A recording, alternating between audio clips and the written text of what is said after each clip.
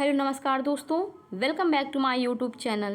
आप सभी का मेरे यूट्यूब चैनल में बहुत बहुत स्वागत दोस्तों। तो हम लेकर के आए हैं आपके लिए एसएससी जीडी के क्वेश्चन जो कि आपके एग्ज़ाम के लिए रहने वाले हैं बहुत ही महत्वपूर्ण। ठीक है दोस्तों, आइए देखते हैं पहला प्रश्न आपका क्या कहता है। दोस्तों पहला प्रश्न दिया हुआ है आपका, निम्न में अरविंद का पर्यायवाची शब्द नहीं है, बताइए अरविंद का पर्यायवाची शब्द कौन सा नहीं है दोस्तों। मिलिंद, जलज, पंकज या फिर अंबुज, बताइए इसमें सही ऑप्शन कौन सा है दोस्तों। मिलिंद, ए ऑप्शन आपका करेक्ट हो जाएगा। मिलिंद जो है अरविंद का पर्यायवाची नहीं है दोस्तों, ठीक है। अरविंद का पर्यायवाची मिलिंद नहीं है, जलज भी है, पंकज भी है, अंबुज भी है। ये तीनों अरविंद का मतलब होता है दोस्तों कमल। कमल की पर्यायवाची ये सब लिखी हुई हैं, ठीक है दोस्तों। कमल है, पंकज है, जलज है, अंबुज है और कौन सी हो जाएगी दोस्तों, राजीव भी हो जाएगी। कौन सी हो जाएगी, राजीव। राजीव भी हमारी कमल की पर्यायवाची है या फिर अरविंद बोल दीजिए, ठीक है। राजीव हो गई और कौन सी, एक हो जाता है दोस्तों सरोज। कौन सी हो जाती है दोस्तों, सरोज भी हो जाती है, ठीक है। और बताइए एक होती है नलिन। नलिन, ठीक है। और बताइए दोस्तों, आप लोग भी कमेंट करिए। एक लिखिए सरसिज। सरसिज ये भी हमारी कमल की पर्यायवाची है, ठीक है। तो इसमें करेक्ट ऑप्शन कौन सा हो गया, ए हो गया, ठीक है दोस्तों। आइए चलते हैं अगले प्रश्न में। ये देखिए दूसरा प्रश्न है आपका, कह रहा है प्राची का पर्यायवाची। इसमें भी पर्यायवाची पूछ रहा है दोस्तों।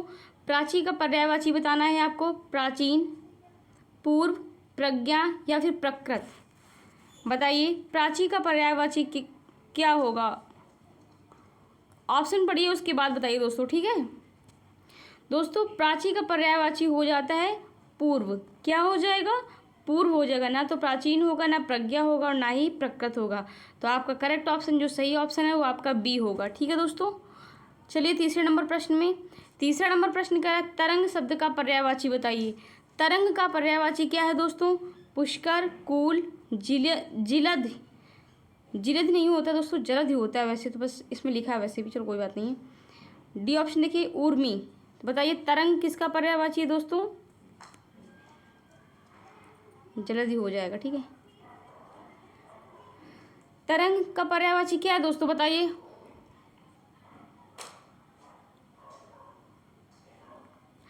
ऊर्मी, डी ऑप्शन जो है ऊर्मी। तरंग शब्द का जो पर्यायवाची है वो ऊर्मी है। डी ऑप्शन आपका सही हो जाएगा। पुष्कर, कूल, जलद जो है ये पर्यायवाची नहीं है। अगर हम बात करें अन्य, इसके अन्य पर्यायवाची कौन कौन से हो जाएंगे दोस्तों, तरंग की ऊर्मी हो गया और दूसरा हो जाता है दोस्तों लहर। कौन सी हो जाएगी, लहर, हिलोर, ठीक है। हिलोर भी इसकी तरंग की पर्यायवाची है, हिलोर हो जाएगी। और कौन सी हो जाएगी, वीच, एक हो जाएगी वीच। ये हमारी किसकी पर्यायवाची हैं, ये तरंग की पर्यायवाची हैं, ठीक है। तो इसमें करेक्ट ऑप्शन हो जाएगा आपका डी, ठीक दोस्तों। आइए चलते हैं अगले प्रश्न में। बताइए जंगल शब्द का पर्यायवाची, बताइए जंगल का पर्यायवाची क्या हो जाएगा दोस्तों। ए ऑप्शन में दिया हुआ है प्रमोद, बी ऑप्शन में कह रहा है आपका दिवस और सी ऑप्शन में कानन, डी ऑप्शन में कह रहा है दामिनी। दोस्तों जंगल का जो सही ऑप्शन हो जाएगा वो कानन हो जाएगा। क्या हो जाएगा, कानन हो जाएगा, ठीक है। जंगल का जो पर्यायवाची है वो कानन हो जाएगा, ठीक है। और क्या हो जाता है, और बताइए और क्या हो जाएगी जंगल की पर्यायवाची, कांतार। क्या हो जाएगी, लिखते जाइए आप लोग। कांतार भी जंगल की पर्यायवाची है दोस्तों। और विपिन, विपिन जो है ये भी जंगल की पर्यायवाची है दोस्तों, विपिन हो गया।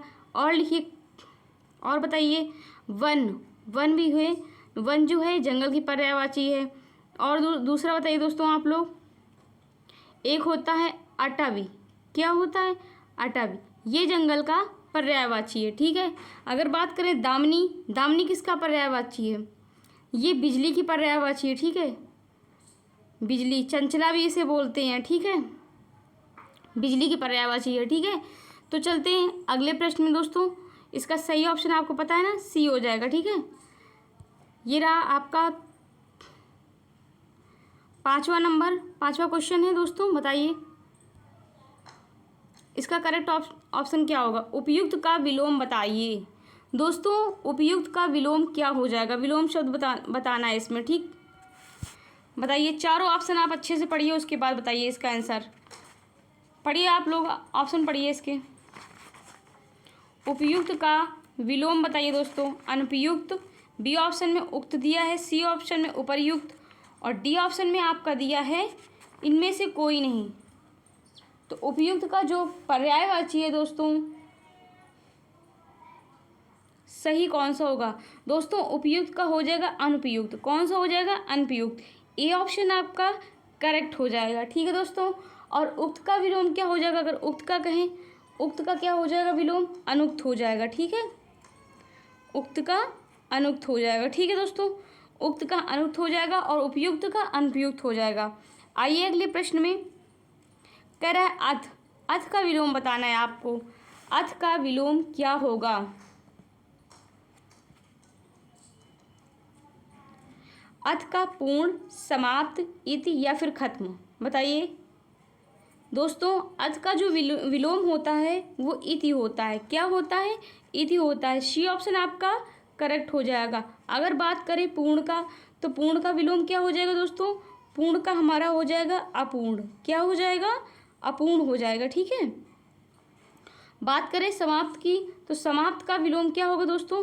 समाप्त का हमारा विलोम होता है आरंभ। क्या होता है, आरंभ हो जाएगा, ठीक है, आरंभ हो जाएगा। और खत्म का क्या होगा विलोम, बताइए।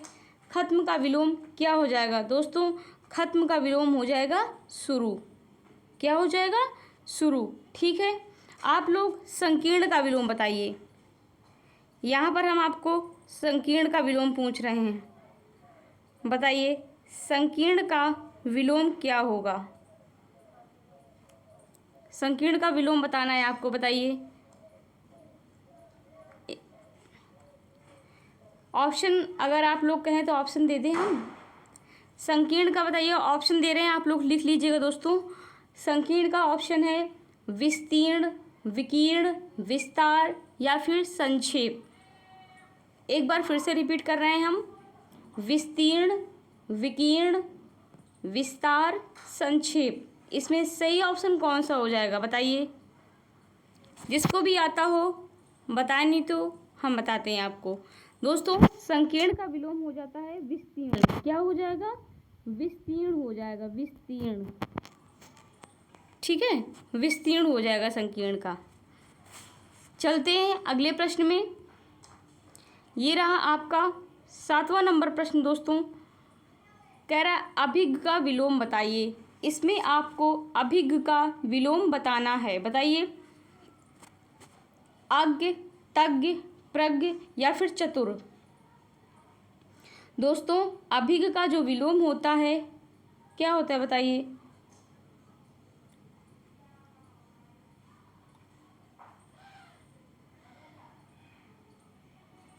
दोस्तों अभिज्ञ का जो विलोम होता है, इसमें दिया नहीं हो वैसे ऑप्शन में।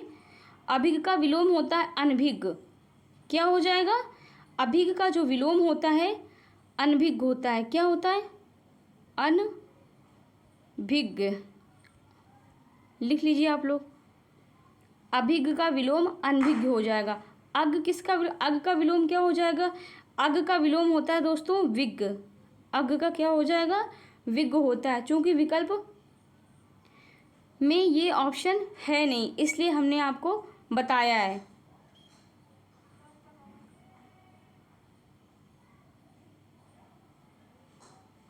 ठीक है, अज्ञ का क्या हो जाएगा दोस्तों, विज्ञ होता है। अगर ऑप्शन में नहीं भी दिया है दोस्तों, तो आप अभिज्ञ का विलोम अज्ञ भी लगा सकते हैं, ठीक है। फिर भी मैंने आपको बता दिया है कि अभिज्ञ का अनभिज्ञ होता है, ठीक। चलते हैं अगले प्रश्न की तरफ। बताइए, देखते हैं अगला प्रश्न आपको क्या दिया हुआ है। 8वां नंबर प्रश्न है दोस्तों। कह रहा है सापेक्ष का विलोम बताइए। ऑप्शन पढ़िए दोस्तों, उसके बाद बताइए। सापेक्ष का विलोम बताना है आपको। असापेक्ष, निरपेक्ष, निष्पक्ष, आपेक्षिक।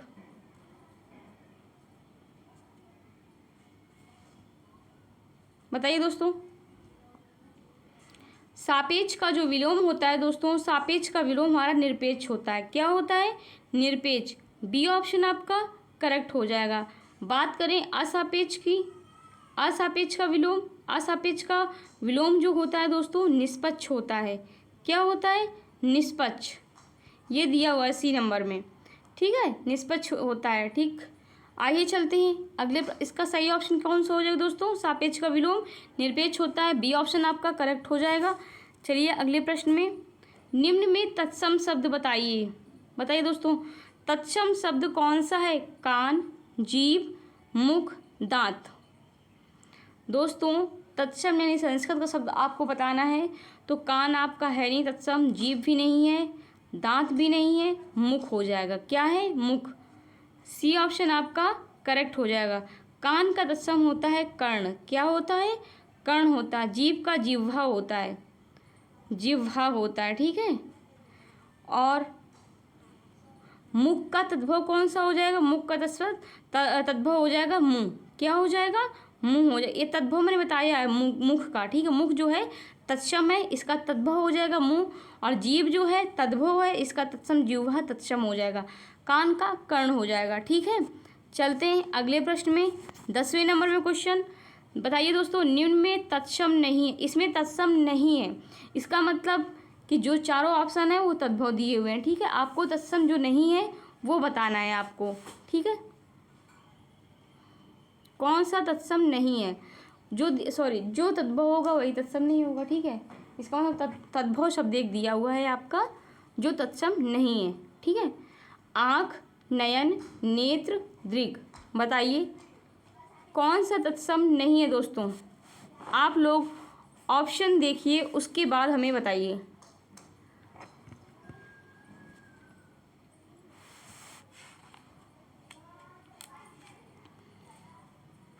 दोस्तों जो आँख है, आँख हमारा तत्सम नहीं है। ए ऑप्शन आपका करेक्ट हो जाएगा, ठीक है। चलते हैं अगले प्रश्न की तरफ दोस्तों। अगले प्रश्न की तरफ, आँख जो हमारा तत्सम नहीं है, ठीक है। आगे देखते हैं चल के। चलिए अगले प्रश्न में, ये दिया हुआ है गेहूँ। क्या दिया है? गेहूँ। गेहूँ शब्द का तत्सम है। गेहूँ शब्द का दोस्तों तत्सम बताना है आपको। गोधूम, गोहूँ या गोहूम या फिर गे। सही ऑप्शन आपका क्या होगा? गेहूँ का तत्सम क्या होगा दोस्तों? गेहूँ का तत्सम हमारा गोधूम होता है। क्या होता है? गोधूम। एकदम सही ऑप्शन है ए आपका, ठीक। चलिए अगले प्रश्न में, निम्न में तत्सम है। इसमें तत्सम शब्द कौन सा है दोस्तों? गरम, नरम, कठोर, तीर्थ। दोस्तों तत्सम ये हमारा तीर्थ है। कौन सा है? तीर्थ। डी ऑप्शन आपका करेक्ट हो जाएगा, ठीक। ये बना देती हूँ, डी ऑप्शन जो आपका है वो करेक्ट है, ठीक है। नरम, गरम, कठोर ये जो है तद्भव शब्द हैं, ठीक दोस्तों। तत्सम आपका तीर्थ हो जाएगा। अगर बात करें तीर्थ का तद्भव क्या हो जाएगा? तद्भव हो जाएगा तीर्थ। क्या हो जाएगा? तीर्थ जो शब्द है ये हमारा तद्भव हो जाएगा, ठीक है दोस्तों। चलिए अगले प्रश्न में, 13 नंबर प्रश्न है दोस्तों।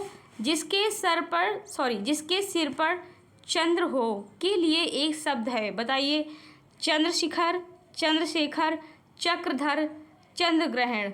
जिसके सिर पर चंद्र हो उसके लिए एक शब्द क्या होगा दोस्तों? बताइए। आप लोग कमेंट बॉक्स में हमें बताइए, जिसके सिर पर चंद्र हो उसके लिए एक शब्द क्या होगा दोस्तों? चंद्रशेखर हो जाएगा। क्या हो जाएगा? चंद्रशेखर हो जाएगा। अब किसको कहा गया चंद्रशेखर? बताइए। अगर हम यहाँ पर आपसे समास के बारे में पूछ दें दोस्तों कि जिसके सिर पर चंद्र हो ये हमारा किस समास के अंतर्गत आएगा दोस्तों, तो क्या बताएंगे आप? बहुब्रीहि समास के अंतर्गत आएगा। किस समास के अंतर्गत आएगा दोस्तों? बहुब्रीहि समास के अंतर्गत आएगा, ठीक है। जो तीसरे को इंडिकेट कर, जो तीसरे को दर्शाए दोस्तों, तीसरे शब्द की ओर संकेत करे, उसे हम बहुब्रीहि समास कहते हैं, ठीक है। अब चंद्रशेखर किसको कहा जाता है दोस्तों? चंद्रशेखर कहा जाता है शिव जी को, भगवान शंकर को कहा जाता है, ठीक है। भगवान शंकर जी को कहा जाता है चंद्रशेखर, जिसे हम बहुब्रीहि समास के अंतर्गत रखते हैं, ठीक है। और वैसे इसमें पूछा गया अनेक शब्दों के लिए एक शब्द बताना है। चंद्रशेखर, जिसके सिर पर चंद्र हो उसे चंद्रशेखर कहते हैं। और चंद्रशेखर किसे कहते हैं दोस्तों? अगर समास के अंतर्गत हम पूछें तो शंकर जी को कहते हैं। ये समास बहुब्रीहि समास के अंतर्गत आएगा। ठीक है दोस्तों, चलते हैं अगले प्रश्न में। ये देखिए, जिसके हृदय में ममता नहीं। दोस्तों रिपीटेड क्वेश्चन है, इस क्वेश्चन को मैंने आपको बताया है, अगली जो हम वीडियो पढ़ा चुके हैं उसमें ये क्वेश्चन मैंने पूछा था आप लोगों से कमेंट बॉक्स में। जिसके हृदय में ममता नहीं है उसे क्या कहेंगे? बताइए दोस्तों एक शब्द में। निर्मम, क्रूर, निर्दय या फिर कोई, इनमें से कोई नहीं। दोस्तों जिसके हृदय में ममता नहीं उसे हम बोलते हैं निर्मम। क्या बोलते हैं? जिसके हृदय में ममता नहीं है उसे हम क्या बोलते हैं? निर्मम बोलते हैं। ए ऑप्शन सही हो जाएगा। ठीक है, और निर्दय किसे बोलेंगे? जिसके हृदय में दया ना हो। निर्दय किसे बोलेंगे? जिसके हृदय में दया ना हो। लिख लीजिए अच्छा आप लोग, जिसके हृदय में दया ना हो। ठीक है, उसे हम कहते हैं निर्दय। इसका करेक्ट ऑप्शन आपका हो जाएगा ए। ठीक, अच्छा दोस्तों बताइए, जो सब कुछ जानता हो उसके लिए एक शब्द क्या कहेंगे आप? जो सब कुछ जानता हो उसके लिए एक शब्द क्या होगा दोस्तों? बताइए। ज्ञानी, बहुज्ञ, सर्वज्ञ, इनमें से कोई नहीं। दोस्तों जो सब कुछ जानता है उसे हम सर्वज्ञ बोलते हैं। क्या? सर्वज्ञ। सी ऑप्शन आपका करेक्ट हो जाएगा, सर्वगुण संपन्न, है ना। ये देखिए इस प्रश्न में आधी रात का समय, इसके लिए एक शब्द क्या होगा दोस्तों? आधी रात के समय को हम एक शब्द में क्या कहेंगे? विभावरी। बी ऑप्शन में दिया है निशा, सी ऑप्शन में आपका दिया है निशीथ, और डी ऑप्शन में इनमें से कोई नहीं। बताइए। आधी रात का समय, उसे एक शब्द में क्या क्या कहेंगे दोस्तों? निशीथ कहेंगे। क्या कहेंगे? निशीथ। आधी रात के समय को निशीथ बोलेंगे, ना कि सरवरी ना निशा। ठीक है, सी ऑप्शन आपका करेक्ट हो जाएगा। चलिए अगले प्रश्न में, कौन सा वाक्य दोस्तों, कौन सा वाक्य शुद्ध है? कौन सा वाक्य शुद्ध है? बताइए, जो सही शब्द लिखा है दोस्तों। वर्तनी पूछ रहा है, शुद्ध वर्तनी पूछ रहा है इसमें। धोबिन, धोबिनी या फिर धोबीन, या फिर डी ऑप्शन कह रहा है धोबनी। आप लोग क्या बोलते हैं? इसका करेक्ट जो शुद्ध ऑप्शन हो जाएगा दोस्तों वो हमारा ए हो जाएगा। क्या हो जाएगा? ए हो जाएगा, धोबिन। सही वाक्य कौन सा है आपका? शुद्ध वाक्य धोबिन हो जाएगा। ठीक है, ना कि धोबिनी, ना धोबीन, ये सब हम यूज नहीं करते हैं ना, धोबिन बोलते हैं ना, तो धोबिन आपका जो सही शब्द है। ठीक है, चलिए अगले प्रश्न में, शुद्ध वर्तनी वाला शब्द बताइए। इसमें भी शुद्ध वर्तनी आपको बताना है दोस्तों। बताइए कौन सा सही? भागीरथी हम कैसे लिखते हैं? ए ऑप्शन देखिए, भागीरथी या फिर भगीरथी या फिर भागरथी, और डी ऑप्शन में दिया भगरथी। शुद्ध शब्द कौन सा है दोस्तों? बताइए, शुद्ध वर्तनी कौन सी है दोस्तों? शुद्ध वर्तनी की बात करें, हमारा ए ऑप्शन है, भागीरथी। यही बोलते हैं ना हम लोग, भागीरथी। भागीरथी किसकी पर्यायवाची है दोस्तों? बताओ, भागीरथी किसकी पर्यायवाची है? ये है गंगा की। किसकी है? गंगा की पर्यायवाची है दोस्तों। ठीक है, गंगा की पर्यायवाची है भागीरथी। ठीक, ये इसी तरह लिखा जाता है। करेक्ट ऑप्शन जो हमारा ए सही है। ठीक है, आइए अगले प्रश्न में 19 नंबर पर दोस्तों, ये 18 नंबर आपका फिर से आ गया। शुद्ध वर्तनी वही पूछ रहा, भागीरथी। इसमें भी ए ही कर लीजिए, आ गया तो कोई बात नहीं, दोबारा से पढ़ लो। आइए 19 नंबर में कह रहा है हिमालय, फिर रिक्त स्थान दिया हुआ है, कह गंगा निकलती है, रिक्त स्थान पूर्ण कीजिए। दोस्तों हिमालय में गंगा निकलती है, या फिर हिमालय से गंगा निकलती है, या फिर हिमालय पर गंगा निकलती है, या हिमालय का गंगा निकलती है? इसमें सही शब्द कौन सा भरा जाएगा दोस्तों? बताइए। दोस्तों हिमालय से गंगा निकलती है। क्या होती है? हिमालय से गंगा निकलती है, तो हमारा ए ऑप्शन एकदम करेक्ट हो जाएगा। ठीक है, अगर बात करें इसमें कौन सा कारक है, हिमालय से गंगा निकलती, इस वाक्य में अगर हम यहाँ से भर देंगे दोस्तों, तो ये हमारा पूरी तरह से पूर्ण सही वाक्य बन जाएगा। और लिखा है कि हिमालय से गंगा निकलती है, तो ये किस मतलब कौन सा कारक है दोस्तों? ये हमारा हो जाएगा अपादान कारक। कौन सा कारक हो जाएगा? अपादान कारक हो जाएगा। ठीक है, ये अपादान कारक हो जाएगा। चलिए अगले प्रश्न में, ये रहा आपकी वीडियो का आखिरी सवाल दोस्तों, उसके बाद आपकी वीडियो समाप्त हो जाएगी। ठीक है, अटल शब्द में उपसर्ग बताना है। बताइए दोस्तों, अटल शब्द में उपसर्ग कौन सा है? आ, अन, टल या फिर अट? बताइए, अटल शब्द में उपसर्ग कौन सा हो जाएगा दोस्तों? अटल में उपसर्ग दोस्तों है आ। क्या है ये? आ जो है हमारा उपसर्ग है, उसके बाद बचता है टल, ये हमारा मूल शब्द हो जाएगा। ठीक है, आ जो हमारा अटल जो है आ उपसर्ग हो जाएगा। ए ऑप्शन आपका करेक्ट हो जाएगा। ठीक है दोस्तों, प्रत्येक, बताइए प्रत्येक भी उपसर्ग कौन सा हो जाएगा दोस्तों? प्रत्येक में जो उपसर्ग हो जाएगा वो प्रति उपसर्ग हो जाएगा। ठीक है, प्रति उपसर्ग हो जाएगा। ठीक, प्रति उपसर्ग हो जाएगा। अगर बात करें हम कि जो मोक्ष की इच्छा रखने वाला, मोक्ष की इच्छा रखने वाले को दोस्तों एक शब्द में क्या कहते हैं, उसे बताइए आप लोग। योगी, तपस्वी या फिर मुमुक्ष या फिर मुक्तिकामी? बताइए, मोक्ष की इच्छा रखने वाला, उसे एक शब्द में क्या कहेंगे दोस्तों? उसे मुमुक्ष कहेंगे। क्या कहेंगे? मुमुक्ष कहेंगे। जो मोक्ष की इच्छा रखता है उसे हम मुमुक्ष कहते हैं। ठीक है दोस्तों, समझ में आया? दोस्तों अगर मेरी वीडियो आपको पसंद आ रही हो तो वीडियो को लाइक करें, शेयर करें और चैनल को हमारे सब्सक्राइब ज़रूर करें। ठीक है दोस्तों, आप लोग खुश रहिए, स्वस्थ रहिए, मस्त रहिए और मुस्कुरा कर अपने SSC GD की हिंदी की क्लास पढ़ते रहिए। ठीक है, जय हिंद, जय भारत, वंदे मातरम।